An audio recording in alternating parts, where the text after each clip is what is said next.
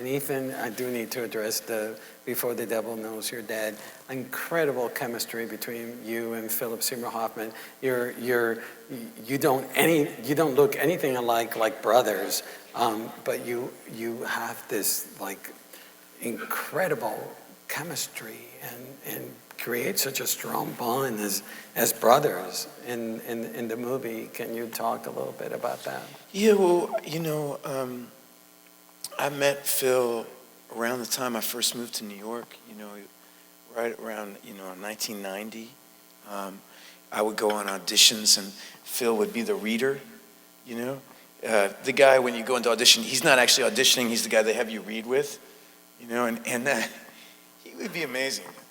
These people are hacks. You don't even want this part. It was just kind of wonderful, And he was always the most serious about acting. I had started this theater company, and he wanted us to do one of his friends' plays, and we said no, and so he started his own goddamn theater company. The Labyrinth. And they're still around. Yeah, the Labyrinth Theater Company. And so he was amazing. And we had always wanted to do something together, and I was doing this play, Hurly Burly, and Phil came one night, and he sat there, and he had such a big aura around him. I remember being on stage, I could kind of sense him, or maybe it's just this laugh, And then a couple nights later, Sidney Lumet came, and then a couple days later, I got a call from Phil saying, "Hey, you want to meet Sidney? We got this thing." And I want to say this about Phil in front of people, just because I think it's so special. Is that in his little moment, as actors you have, it's this journey of being in and out of fashion. And in his moment, when he'd won the Oscar, what's the first thing he does, right? It's a great pull to cash out, to, make, do whatever people do. And what did he do? He remembered this script that Sidney Lumet, his hero, had sent him. Sidney Lumet was 83 at the time. Yeah. He's like, maybe I got the heat to get this movie made now. And he had brought Sidney to my play, and we all went out. Let's do the movie. We made the movie. It ends up being Sidney's last movie. And Sidney hit it out of the park.